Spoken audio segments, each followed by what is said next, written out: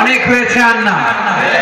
আধিপত্যবাদকে রুখে দিতে হলে, বাংলাদেশের বিরুদ্ধে যে কোনো ধরনের ষড়যন্ত্রকে রুখে দিতে হলে জাতীয় ঐক্যের কোনো বিকল্প নাই। চিল্লায় বলো ঠিক কিনা?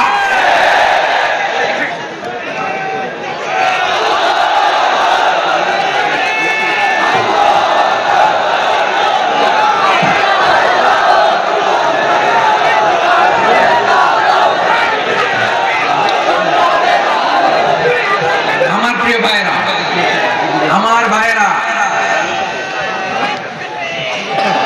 আর কাদা ছড়াছড়ি করবো না ইনশাআল্লাহ। আল্লাহুম্মা ফাশশাল। আল্লাহ তুমি সাক্ষী থাকো, আল্লাহ তুমি তৌফিক দাও। আওয়াজ করে পড়েন আমিন। আর একে অন্যকে কাফির বলে গালি দিব না, ঠিক কিনা বলেন? রাজি আছেন? ধ্বংস করে দিয়েছি আমরা আমাদেরকে। আপনারা হালাকু খানের নাম শুনেছেন? মঙ্গল অধিপতি হালাকু খান বাগদাদের আমাদের বিশাল দারুল হিকমা লাইব্রেরিকে ধ্বংস করেছে।